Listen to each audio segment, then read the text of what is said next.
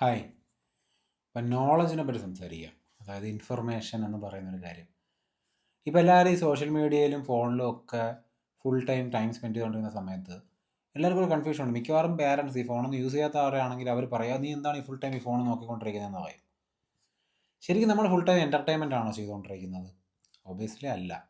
നമ്മൾ ചെയ്തുകൊണ്ടിരിക്കുന്ന information gathering ആണ്. നമ്മളിങ്ങനെ ഇൻഫർമേഷൻ ഇങ്ങനെ എടുത്തുകൊണ്ടിരിക്കുകയാണ്. അവരെന്ത് ചെയ്തു, ഇവരെന്ത് ചെയ്തു, ഇന്ന ഡ്രസ്സ് ഇട്ടാൽ എങ്ങനെയായിരിക്കും, ഇന്ന സ്ഥലത്ത് എന്താണ് നടക്കുന്നത്, ഇന്ന ഷോപ്പിൽ എന്ത് വിൽക്കുന്നു, ഈ പട്ടിക്കുട്ടി ഈ മനുഷ്യനോട് എന്താണ് ഡബ് ചെയ്ത മലയാള ഭാഷയിൽ സംസാരിക്കുന്നത് തുടങ്ങി ഇഷ്ടം പോലെ കാര്യങ്ങൾ നമ്മളിങ്ങനെ ഗ്യാദർ ചെയ്തുകൊണ്ടിരിക്കുകയാണ് നമ്മുടെ ഇൻഫർമേഷനിൽ. നമ്മുടെ അവയർനെസ് കുറവാണെന്നുണ്ടെങ്കിൽ നമ്മളിതെല്ലാം ഇങ്ങനെ മൈൻഡിൽ സ്റ്റോർ ചെയ്തുകൊണ്ടേയിരിക്കും. ഇത്തരം അൺവാണ്ടഡ് ഇൻഫർമേഷൻ കൊണ്ട് എന്തെങ്കിലും ഉപയോഗമുണ്ടോ? ഈ അൺവാണ്ടഡ് ഇൻഫർമേഷൻ എടുക്കാത്ത ആൾക്കാരുണ്ട്. അങ്ങനെയുള്ളവരെ എനിക്കറിയാം. അതായത് ഞാനൊക്കെ ആ ഘട്ടത്തിൽപ്പെട്ട ആളായിരുന്നു. അതായത് എപ്പോഴും ഈ സയൻറ്റിഫിക് ആയിട്ടുള്ള കാര്യങ്ങൾ, അല്ലെങ്കിൽ സയൻറ്റിഫിക് ടെമ്പർമെൻറ്റ്, അല്ലെങ്കിൽ ഈ ഒരു എന്തെങ്കിലും ഡിസീസ് റിലേറ്റ് ചെയ്ത് അതിൻ്റെ മെഡിസിൻ എന്താണ്, അതിനെ നാച്ചുറലായിട്ട് എങ്ങനെ ട്രീറ്റ് ചെയ്യാൻ പറ്റും, അതിന് ശാസ്ത്രം പുറത്തുവിടാത്ത കണ്ടുപിടുത്തങ്ങൾ എന്താണ്, ഇന്ന സ്ഥലത്ത് അൺഎക്സ്പ്ലെയിനബിൾ ആയിട്ട് എന്തുണ്ട്, ഇതൊക്കെ നോക്കി നടക്കുന്ന ആളായിരുന്നു ഞാൻ. അതുപോലെ ചെയ്യുന്ന ഒരുപാട് ആൾക്കാരുണ്ട്. നമ്മൾ ഈ ചാനൽ ചർച്ചകളിൽ ഒരുപാട് ന്യൂസ് കാണുമ്പോഴും, അല്ലെങ്കിൽ പുതിയ കണ്ടുപിടുത്തങ്ങൾ കാണുമ്പോഴും, പുതിയ കാറിനെ പറ്റി, പുതിയ ബൈക്കിനെ പറ്റി, പുതിയ വീഡിയോയെ പറ്റി, പുതിയ ഫോണിനെ പറ്റി, പുതിയ സ്പിരിച്വൽ അഡ്വൈസിനെ പറ്റി, അങ്ങനെ ഇഷ്ടം പോലെ ഇൻഫർമേഷൻ ഇങ്ങനെ വന്ന് നമ്മുടെ തലച്ചോറിൽ മറിഞ്ഞുകൊണ്ടിരിക്കുകയാണ്. ഒരു കോമൺ സെൻസ് ഉള്ള ആളുകൾക്ക് ഇതിൽ 80% റീറ്റെയിൻ ചെയ്യാൻ സാധിക്കും. അതവിടെ സ്റ്റോർ ചെയ്ത് വെച്ചേക്കും. ചിലപ്പോൾ അവരുടെ ഡേ ടു ഡേ ലൈഫിൽ അവരത് ഉപയോഗിക്കും. പക്ഷേ ഈ ഇൻഫർമേഷൻ ഒരുപാടുള്ള ആൾക്കാരാണോ ശരിക്കും ഇൻ്റലിജൻ്റ് ആയ ആൾക്കാരെന്നൊരു ചോദ്യം എപ്പോഴും പ്രസക്തമാണ്. എൻ്റെ അറിവിലല്ല. നിങ്ങൾക്ക് തന്നെ അറിയാമായിരിക്കാം. നിങ്ങൾ സ്കൂളിൽ പഠിക്കുമ്പോൾ അതിൽ ഒരു 10 പേരെങ്കിലും എല്ലാ ചോദ്യത്തിനും കൃത്യമായ ഉത്തരം പറയുന്ന, എല്ലാ ചോദ്യത്തിനുള്ള ഇൻഫർമേഷനും മനസ്സിൽ സ്റ്റോർ ചെയ്ത് വെച്ചേക്കുന്ന കുട്ടികളായിരിക്കും. അതായത് ടെക്സ്റ്റ് ബുക്കിലോ നോട്ട് ബുക്കിലോ ഉള്ള എല്ലാം സ്റ്റോർ ചെയ്ത് വെച്ചേക്കുന്ന ആൾക്കാരായിരിക്കും. അവർക്കൊക്കെ ഇപ്പോൾ എന്ത് സംഭവിച്ചെന്ന് നിങ്ങൾ ആലോചിക്കാറുണ്ടോ? അല്ലെങ്കിൽ നിങ്ങളുടെ ക്ലാസ് വിടാം, നമുക്ക് പബ്ലിക്കിലേക്ക് വരാം. എപ്പോഴും ഈ +1 അല്ലെങ്കിൽ +2 റാങ്ക് മേടിച്ച് വന്ന കുട്ടികളുടെ ലൈഫ് എന്തായിത്തീരും നിങ്ങൾ ആലോചിച്ചിട്ടുണ്ടോ? മെജോറിറ്റിയുടെ കാര്യമാണ് പറയുന്നത്. മൈനോറിറ്റി എപ്പോഴും they will be excelling in everything and everywhere. പക്ഷേ മെജോറിറ്റി ആൾക്കാർ പിന്നീട് ലൈഫിൽ എങ്ങും എത്താതെ പോയതാണ് സംഭവിച്ചിട്ടുള്ളത്. അതിൻ്റെ കാരണം വേറൊന്നുമല്ല, ഈ ഇൻഫർമേഷൻ ഗ്യാതറിങ്ങും ഇൻ്റലിജൻസും രണ്ടാണ്. ഒരു നോവൽ എഴുതാൻ സാധിച്ചത് കൊണ്ടോ, ഒരു MBBS ബുക്ക് കംപ്ലീറ്റ്ലി കാണാതെ പഠിച്ചത് കൊണ്ടോ നിങ്ങളുടെ ഇൻ്റലിജൻസ് വർദ്ധിക്കില്ല. Intelligence, common sense, sensitivity, emotional intelligence, ഇത്തരം കാര്യങ്ങളൊന്നും ഈ ഇൻഫർമേഷൻ ഗ്യാതറിങ് കൊണ്ട് ഒരിക്കലും വരത്തില്ല. അതുകൊണ്ടാണ് നിങ്ങൾക്ക് തന്നെ അറിയായിരിക്കും, ഒരുപാട് പഠിക്കുന്ന, ഒരുപാട് ഇൻഫർമേഷൻ മനസ്സിലുള്ള ആളുകൾക്ക് ചിലപ്പോൾ ചില മൈനർ കാര്യങ്ങൾ ജീവിതത്തിൽ ചെയ്യാൻ സാധിച്ചെന്ന് വരില്ല. അവർക്ക് ചില സമയത്ത് കോമൺ സെൻസ് ഉപയോഗിക്കാൻ വലിയ ബുദ്ധിമുട്ടായിട്ട് വരുന്നത് നിങ്ങൾ കണ്ടിട്ടുണ്ടാവാം. അല്ലാത്തവരും ഉണ്ട്, ഇല്ലെന്നല്ല. ഇത് ശരിക്കും പറഞ്ഞാൽ ഇൻഫർമേഷൻ അല്ല ഇവിടെ മെഷർമെൻറ്റിൻ്റെ ഫാക്റ്റ് എന്നാണ് ഞാൻ പറയാൻ ഉദ്ദേശിക്കുന്നത്. അവയർനെസ് ആണ് ശരിക്കും പറഞ്ഞാൽ ഇതിൻ്റെ ഒരു ഫാക്ടർ. ബോധം, കോൺഷ്യസ്നെസ് എന്ന് പറയുന്ന കാര്യം. അതായത് നമുക്ക് എത്രത്തോളം അവയർനെസ് ഉണ്ടോ അത്രത്തോളം നമ്മൾ ഇൻ്റലിജൻ്റ് ആയിരിക്കും. ഇൻ്റലിജൻസ് ആണ് നമ്മുടെ അവയർനെസ്സിനെ വളർത്തുന്നതും, അല്ലെങ്കിൽ അവയർനെസ് ആണ് നമ്മളെ ഇൻ്റലിജൻസിനെ വളർത്തുന്നത്. രണ്ടും എന്താ പറയുക, ഇത് ഒരേ ടൊണാലിറ്റിയിൽ പോകുന്ന കാര്യങ്ങളാണ്. ദേ ആർ ഈക്വൽ എന്ന് തന്നെ പറയാം. ഒന്ന് റൈസ് ചെയ്യുമ്പോൾ കൂടെ മറ്റൊന്ന് റൈസ് ചെയ്തിരിക്കും. നിങ്ങൾ ശ്രദ്ധിച്ചിട്ടുണ്ടോ എന്ന് എനിക്കറിയില്ല, ഈ രമണ മഹർഷിയൊന്നും ഒരുപാട് വിദ്യാഭ്യാസം നേടിയ ആളോ, സ്പിരിച്വൽ പ്രാക്ടീസുകൾ പഠിച്ച ആളോ, ഒരുപാട് മതഗ്രന്ഥങ്ങളും വേദങ്ങളും തന്ത്രങ്ങളും ഉപനിഷത്തുകളും കാണാതെ പഠിച്ചവരോ, അല്ലെങ്കിൽ ഒരിക്കൽ പോലും വായിച്ച ആളോ ആയിരുന്നില്ല. അദ്ദേഹം ശുദ്ധബോധത്തിലേക്ക് എത്താനും സെൽഫ് റിയലൈസ് ചെയ്യാനും ഒരു ബുക്കിൻ്റെ സഹായം നേടിയിട്ടുണ്ടായിരുന്നില്ല. അതേസമയം ഓഷോ ഈ ബുക്കുകളെല്ലാം വായിച്ച ആളായിരുന്നു. ഒരുവിധം പ്രിൻ്റഡ് ആയിട്ട് വന്നിട്ടുള്ള ലോകത്ത് അവൈലബിൾ ആയിട്ടുള്ള എല്ലാ ബുക്കുകളും വായിച്ച ആളാണ് അദ്ദേഹം. അതെല്ലാം നറേറ്റ് ചെയ്യാനുള്ള കേപ്പബിലിറ്റി അദ്ദേഹത്തിനുണ്ടായിരുന്നു. അദ്ദേഹത്തിൻ്റെ ലൈബ്രറിയിൽ ലക്ഷക്കണക്കിന് ബുക്കുകളുണ്ടായിരുന്നു.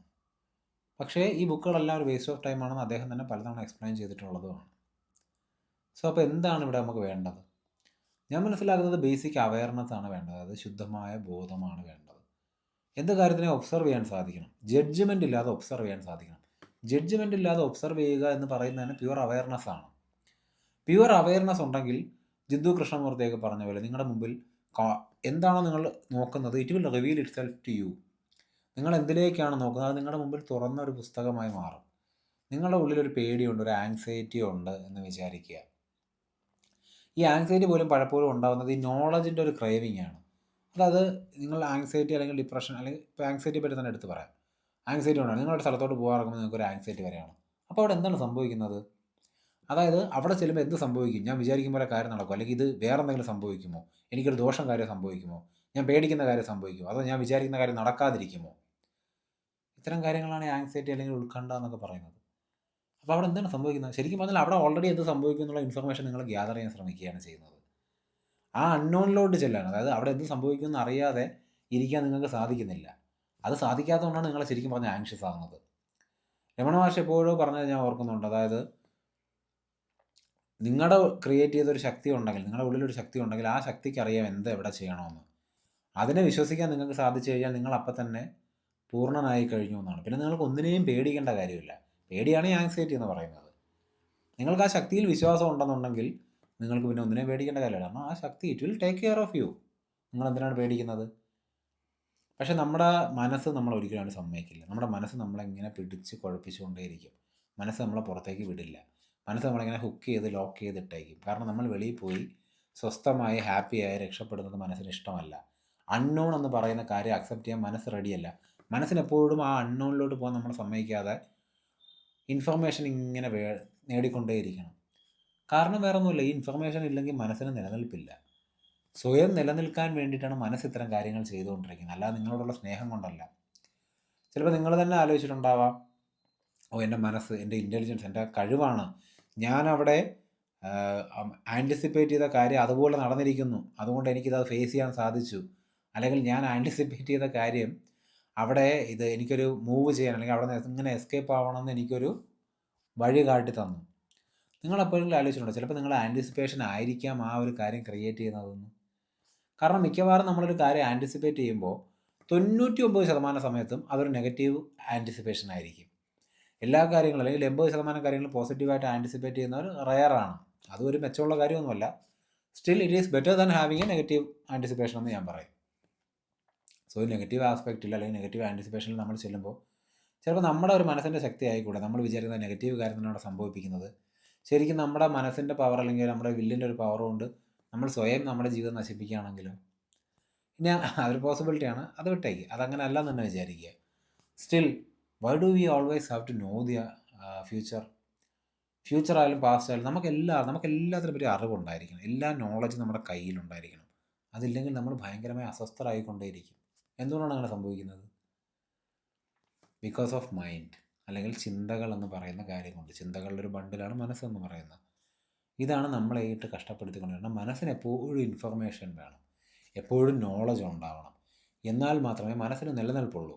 അല്ലാതെ ഇപ്പോൾ ഈ നിമിഷം ഈ പ്രസൻറ്റ് മൂമെൻറ്റിൽ ഇങ്ങനെ സ്വസ്ഥമായിരിക്കാൻ മനസ്സിന് സാധിക്കില്ല. കാരണം അങ്ങനെ സ്വസ്ഥമായിരുന്നു കഴിഞ്ഞാൽ ഒന്നും നിങ്ങൾ ചിന്തിക്കുന്നില്ലെങ്കിൽ പിന്നെ മനസ്സിന് നിലനിൽപ്പില്ലല്ലോ. മനസ്സ് നിലനിൽക്കാൻ വേണ്ടി പല അഭ്യാസങ്ങളും ഇങ്ങനെ കാണിച്ചുകൊണ്ടേയിരിക്കും. ആ അഭ്യാസങ്ങൾ നിങ്ങൾ ഒരുപാട് കഷ്ടപ്പെടുത്തുകയും ചെയ്യും. മൈൻഡ് ചില യൂസ്ഫുൾ സിറ്റുവേഷൻസിൽ നമ്മൾ യൂസ് ചെയ്യും. അതില്ലാതെ നിങ്ങൾക്ക് ജീവിക്കാൻ പറ്റുമെന്ന് ഞാൻ വിചാരിക്കുന്നുണ്ട്. ബട്ട് സ്റ്റിൽ നിങ്ങൾ യൂസ് ചെയ്യുന്നതിൽ തെറ്റൊന്നുമില്ല. ഇറ്റ് ഈസ് നിങ്ങളുടെ ആസ് യു വിഷ് എന്ന് ഞാൻ പറയാം. പക്ഷെ നിങ്ങൾ മനസ്സിലാക്കേണ്ട ഒരു കാര്യം, നെവർ ട്രസ്റ്റ് യുവർ മൈൻഡ്. നിങ്ങൾ മനസ്സിനെ മാത്രം വിശ്വസിച്ച് കൊണ്ടിരുന്നു കഴിഞ്ഞാൽ നിങ്ങൾക്ക് ലൈഫിൽ മുന്നേറാൻ സാധിക്കില്ല എന്നാണ് ഞാൻ മനസ്സിലാക്കുന്നത്. നമ്മുടെ ഇൻസ്റ്റിങ്ക്റ്റിനെ വിശ്വസിക്കുന്നതിൽ തെറ്റില്ല. അത് നമ്മുടെ മനസ്സ് ഇൻസ്റ്റിങ്ക്റ്റ് രണ്ട് കാര്യങ്ങളാണ്. അതുപോലെ തന്നെ നമ്മൾ അല്ലേ എപ്പോഴും ഇനി എന്ത് സംഭവിക്കുക, ഇതിൻ്റെ എല്ലാ റിസ്ക്കും മറ്റു കാര്യങ്ങളും ഇങ്ങനെ കാൽക്കുലേറ്റ് ചെയ്തുകൊണ്ടിരിക്കുന്നത് കൊണ്ടാണ് പലരും പല കാര്യങ്ങളും തുടങ്ങാനായിട്ട് മടിക്കുന്നത്. നിങ്ങളുടെ സ്പിരിച്വൽ പ്രോഗ്രസ്സിനെ പോലും തടയുന്ന അതാണ്. ഒരുപാട് ഇൻഫർമേഷനും നോളജും എടുത്ത് തലയിൽ വെച്ച ആളുകളൊന്നും ആയിരുന്നില്ല ലോകത്തിലെ മഹാപുരുഷന്മാരാരും. അവർക്കുണ്ടായിരുന്നൊരു അവയർനെസ്സാണ്. അവയർനെസ് ഉണ്ടെന്നുണ്ടെങ്കിൽ you know what you need to do when you have to do it. നിങ്ങൾ ചെയ്യേണ്ട കാര്യം എന്താണോ അത് ചെയ്യേണ്ട സമയത്ത് നിങ്ങൾക്ക് സ്വയം അറിയാൻ സാധിക്കും. നിങ്ങൾക്ക് അതാണ് ബോധത്തിൻ്റെ ഒരു ശക്തി എന്ന് പറയുന്നത്. അതിന് നിങ്ങൾക്കൊരു എക്സ്റ്റേണൽ നോളജിൻ്റെ ആവശ്യമില്ല. നിങ്ങൾ നാളെ മുതൽ സ്കൂളിൽ പോകാനോ കോളേജിൽ പോകാനോ പഠിക്കാതിരിക്കാനോ പത്രം വായിക്കാതിരിക്കാനോ നിങ്ങളുടെ കോമൺ സെൻസ് ഉപയോഗിക്കാതിരിക്കാനോ അല്ല ഞാൻ പറയുന്നത്. പക്ഷേ അവയർനെസ് എവിടെയാണ് യൂസ് ചെയ്യേണ്ടത്, അല്ലെങ്കിൽ അവയർനെസ്സിൻ്റെ ഇമ്പോർട്ടൻസ് എന്താണ് നിങ്ങൾ മനസ്സിലാക്കുക. നിങ്ങൾക്കൊരു കാര്യം ചെയ്യേണ്ടതെന്ന് അറിയാം, പക്ഷേ അത് അറിഞ്ഞിട്ടും എൻ്റെ അവയർനെസ് രക്ഷിച്ചോളൂ അതുകൊണ്ട് ഞാനത് ചെയ്യാം എന്ന് വിചാരിച്ച് ചെയ്യുന്നതിനെ പറ്റിയല്ല ഞാൻ പറയുന്നത്. If you have A real awareness, നിങ്ങൾക്ക് റിയൽ അവയർനെസ് ഉണ്ടെന്നുണ്ടെങ്കിൽ എന്താണ് ചെയ്യേണ്ടതെന്നുള്ളത് നിങ്ങൾ ഈ ഒരു ഇപ്പം ഞാൻ പറഞ്ഞ ഒരു റീതിങ്കിങ് തോട്ട് പോലും ഇല്ലാതെ തന്നെ യു വിൽ ഡു ഇറ്റ്. നിങ്ങൾ സ്വസ്ഥമായി സ്വാഭാവികമായി അത് ചെയ്യും. അത് ചെയ്യാൻ സാധിച്ചു കഴിഞ്ഞാൽ വളരെ നല്ലത്. അത് ചെയ്യാൻ സാധിക്കാത്ത സാഹചര്യത്തിൽ നിങ്ങൾ എപ്പോഴും മനസ്സിലാക്കുക, മൈൻഡ് എന്ന് പറയുന്നത് നിങ്ങളുടെ ശത്രുവാണ്. ശരിക്കും പറഞ്ഞാൽ മിത്രമല്ല. മൈൻഡിനെ മിത്രമാക്കാനായിട്ട് നിങ്ങൾക്ക് ട്രൈ ചെയ്യാം. മിത്രമായി ചിലപ്പോൾ മനസ്സ് നിങ്ങളോട് അഭിനയിക്കുകയും ചെയ്യും. But it is never your friend. It will betray you one day. നിങ്ങൾ എന്തെങ്കിലും അത് ചതിക്കും. സോ മനസ്സിനെ നിങ്ങൾ തള്ളിക്കളഞ്ഞ് വലിച്ചു കൊല്ലാനൊന്നും നിൽക്കണ്ട. Just ignore it. മനസ്സ് പറയുന്ന എല്ലാ നെഗറ്റീവ് കാര്യങ്ങളും അതുപോലെ വിഴുങ്ങേണ്ട കാര്യമില്ല. Let it be. അതവിടെ ഇരുന്നോട്ടെ. നിങ്ങളുടെ കോമൺ സെൻസ് യൂസ് ചെയ്യുക. നിങ്ങൾ ആക്ട് ചെയ്യേണ്ട അടുത്ത് ആക്ട് ചെയ്യുക. മനസ്സ് നിങ്ങളെ സ്റ്റോപ്പ് ചെയ്യാൻ സമ്മതിക്കരുത്.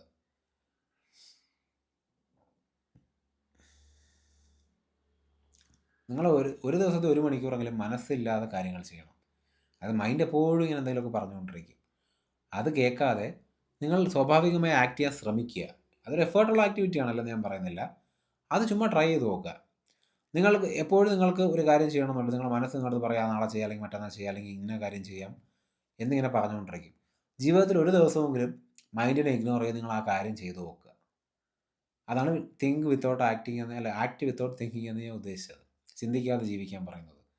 എല്ലാ ദിവസവും ഒരു കാര്യമെങ്കിലും അല്ലെങ്കിൽ 1 മണിക്കൂറെങ്കിലും നിങ്ങൾ ചെയ്യുന്ന ആക്ടിവിറ്റിയിലെല്ലാം മനസ്സിനെ ഇൻവോൾവ് ആക്കാതിരുന്ന് നോക്കുക. And then you will know. അപ്പം നിങ്ങൾക്ക് മനസ്സിലാകും എന്താണ് റിയൽ അവയർനെസ് എന്ന്, എന്താണ് ശുദ്ധമായ ബോധമെന്ന്. Thank you.